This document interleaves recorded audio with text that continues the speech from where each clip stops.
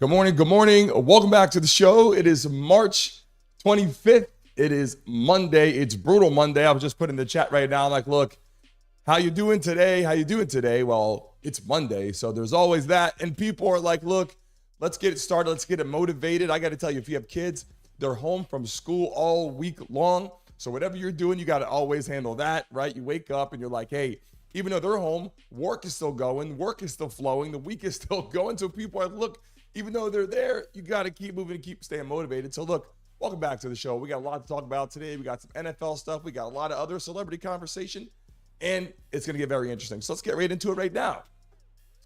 Should the Patriots draft a quarterback? Everybody knows last season you watched Patriots through the shambles of who they had with Mac Jones, right? And then you had, a little backup pop in and play well. It was like, hey, let's see how this works out. Well, it didn't work out. So now people are like, should they draft a quarterback, right? Zappy wasn't the guy. Mac Jones is now gone. He's the backup, I believe, out there in Jacksonville. So it's like, look, should they draft a quarterback or should they draft a receiver? And that's a conversation people are talking about right now. And I got to tell you, there's a wide open book of people. They're drafting third pick. So they're going to have an opportunity, right? They're going to have a lot of quarterbacks on the board. And it looks like you can go 1, 2, 3 quarterbacks on there. Good morning to all of you that are in the chat right now. Good morning. If I haven't said your name, I will in a minute as people start coming in. But look, LSU, you got Jaden Daniels. You got Drake May at Carolina, and then you have J.J. McCarthy. Obviously, you got Caleb Williams, who will probably go number 1, and then you also have Penix and a bunch of other people. Penix dropped, they were saying, into the second round, which is also a little wild. But look, should they take a quarterback, right? I mean, they don't have a guy who they believe in right now. So it's like, they got to pick somebody, and one of these guys are going to be available. That's for sure. Number 3, one of these guys is going to be available, and we know this was not working out for the Patriots last season.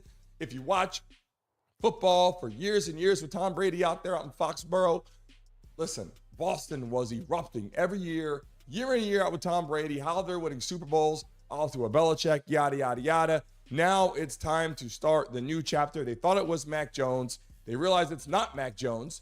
And now it's like, okay, do you go out and spend big time money again on another quarterback? Obviously, you'll get a rookie contract, but you got to go out and do that, or grab a veteran and then bring in a guy like Marvin Harrison, who's explosive, right? Like, you can draft Marvin Harrison, have him on your roster, which is great, and then bring another guy in as a quarterback, or keep what you got and build around that quarterback. Because if you don't draft Marvin Harrison, and again, you quote unquote do grab your quarterback for the third pick, your first pick, but the third pick in the NFL draft this year, you're not going to get explosive Marvin Harrison, which I think that could be a problem.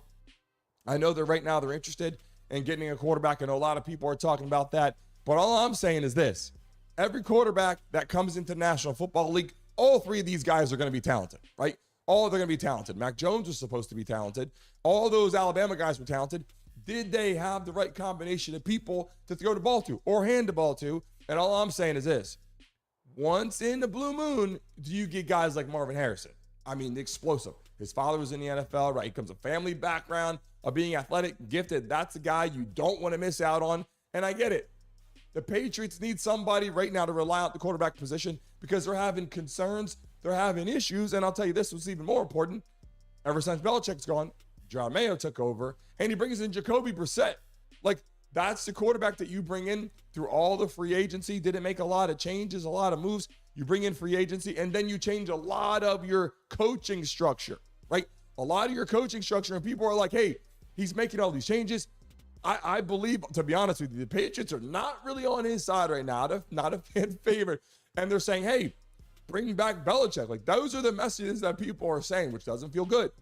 It doesn't feel good. So you, as the head coach in the National Football League, you got to make change right now. So is that big change going to be, hey, we're picking our guy, my quarterback. It wasn't Mac Jones. He didn't select him. That was last season. That was under Belichick. Right now, they're going to decide, we take a quarterback or do we go for explosive Marvin Harrison? That's the only ticket right now for the Patriots, and they're getting upset, right? The fans are getting upset. The people, I'm sure the organization's getting upset, not sure what's happened. A lot of moving parts.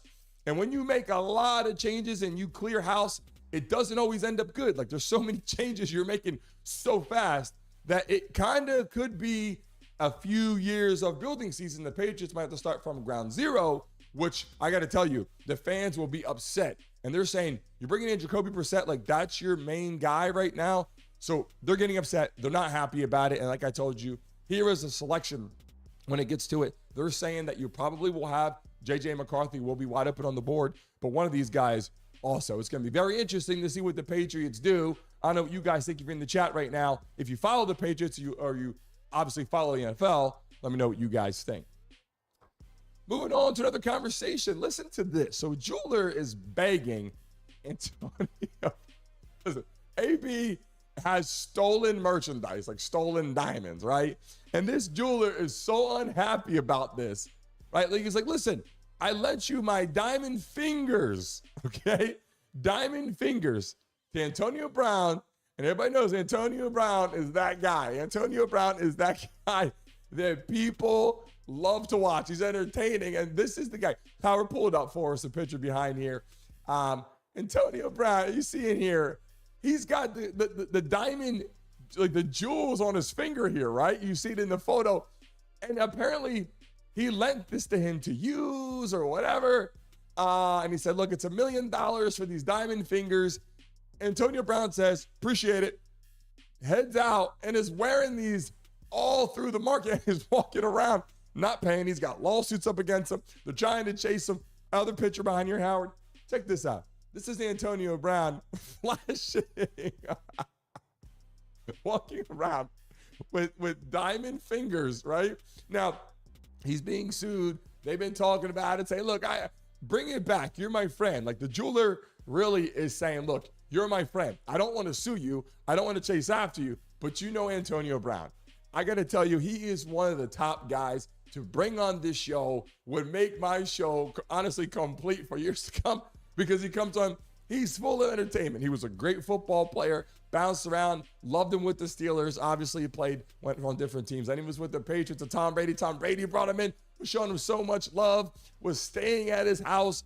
Then he runs off the field, throws his stuff, on the ground, throwing stuff into the stands, runs off the field shirtless, starts posting pictures of Tom Brady's wife, ex-wife, Giselle on there, which we'll get to in a second, to posting pictures, just outlandish, fun, entertaining, funny to watch. But all I'm saying is, look, this is what you're seeing.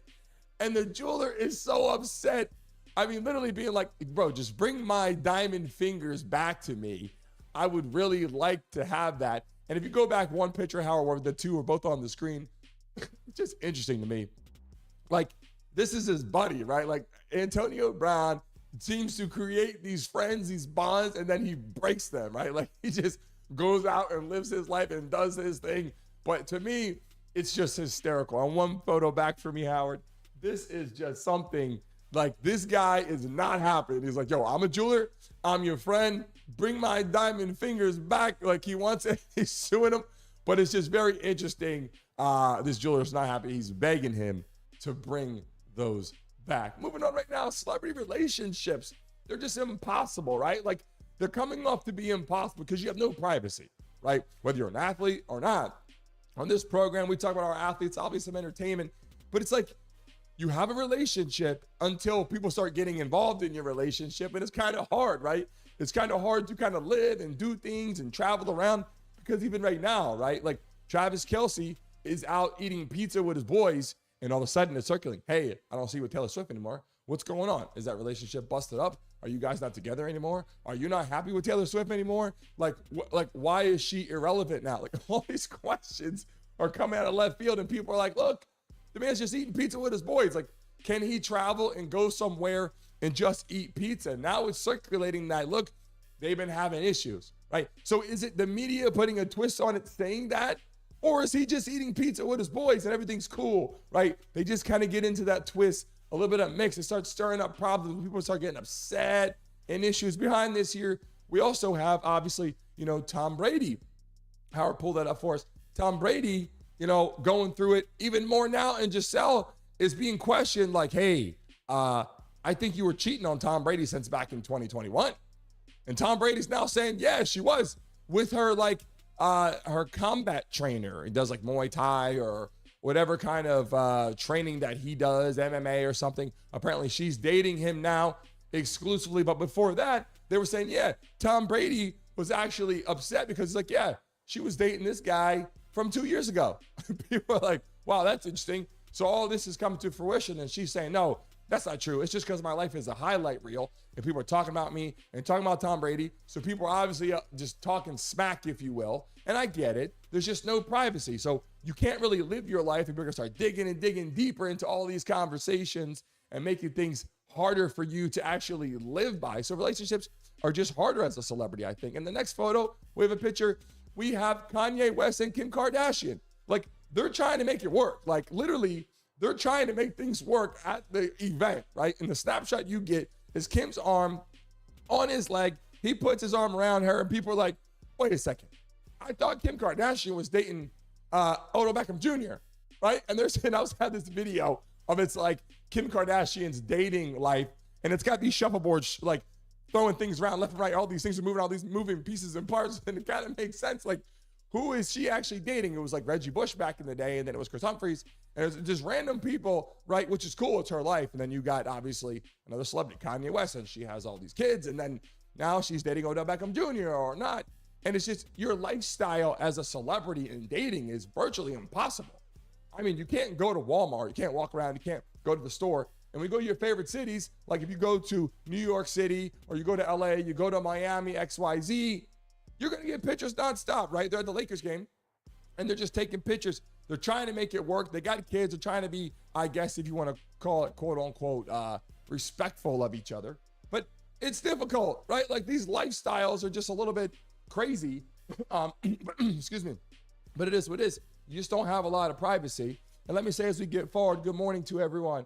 Howard, Brenda, good morning. Tracy, obviously Brittany. Let me move down here and just get on here. Devon, Young Merck, it's so good to see everybody in here this morning. As we continue to expand our show, I appreciate all of you. Let's move forward to another part of the conversation I have for you guys. Mike Perry, and this is for the BKFC guys.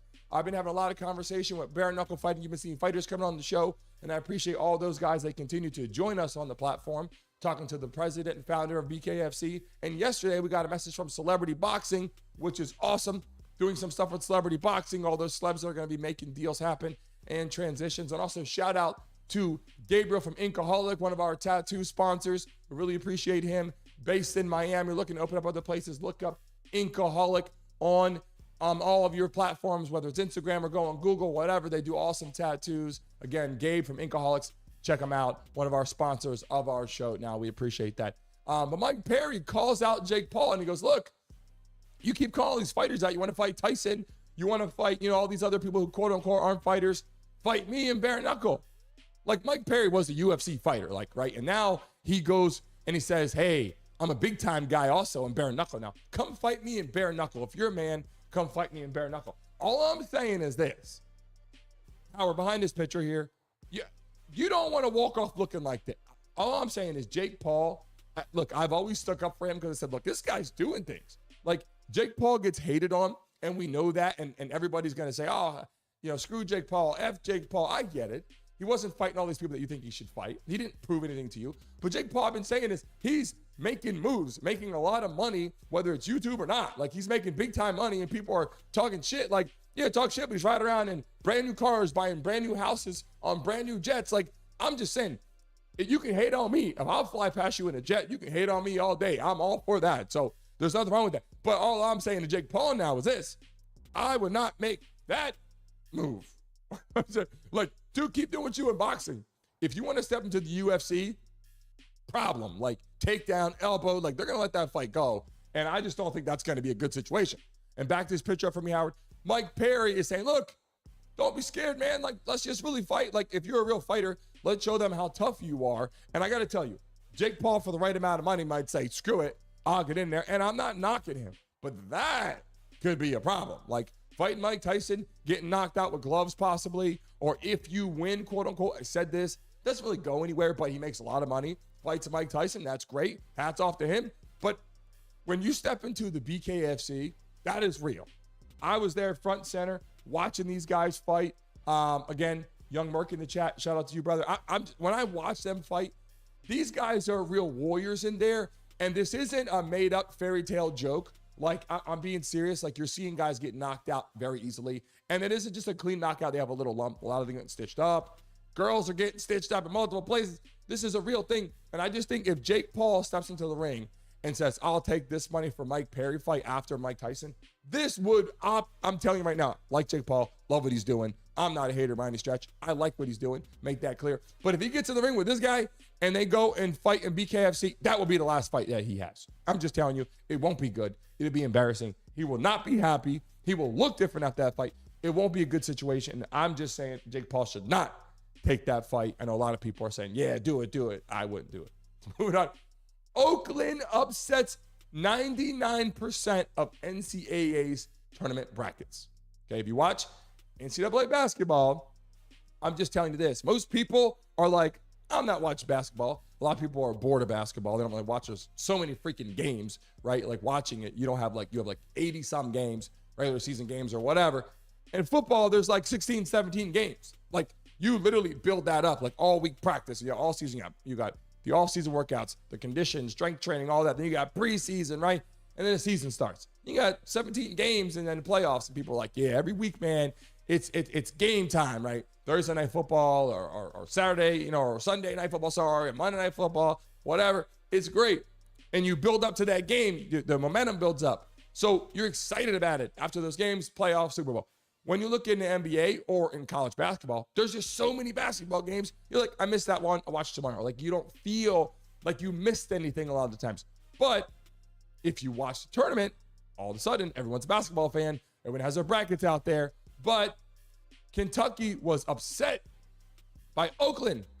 Everybody's bracket is wrong now. The only people that have their bracket correctly are the people that play for Oakland. because Kentucky being like number 3 or whatever, and Oakland being like 14, no one predicted that to be. And I know on the bottom of the screen there, I apologize. I know it says the 22nd. They're updating that to 25th. We know that. We'll get that adjusted for you. But all I'm saying is this. When you watch all of these games, all of a sudden, people are like, whoa, I'm a basketball fan. Until you see the upset and you're like, okay, my bracket is done. I literally had, one time to bet on this if you're betting.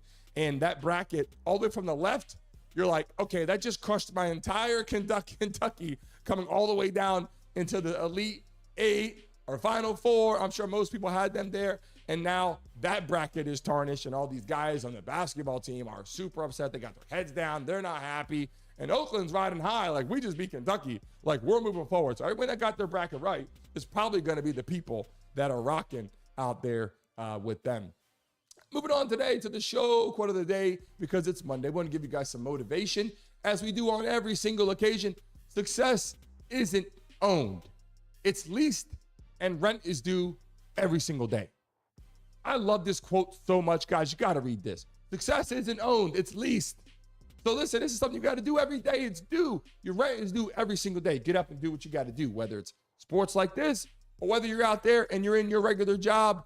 This is an awesome quote, okay? It's not owned, it's leased. You got to get up and the shit is due every single day. You got to grind, you got to churn, you got to make it happen every single day. All I'm saying is it's Monday, right? Like I'm out here and I'm in Miami. It's going to get a little hot now. The season's changing. You get up. It's going to be a little grueling through the summer as we get to that. But it's time to ball. This year, 2024 is our year. It's your year. Get up and get it done. I can promise you this. This show, as we expand, we're getting calls from different people, and hopefully we'll be on TMZ talking to Howard Stern. Some cool things are going to start happening. A lot of more guests, other athletes. Tomorrow we have another guest on the show, and into the week we have 3 or 4 more guests come on the show this week. It's going to be great. We got some exciting people, and I will see you guys tomorrow morning, bright and early, 10 a.m. Eastern Standard Time. Until next time.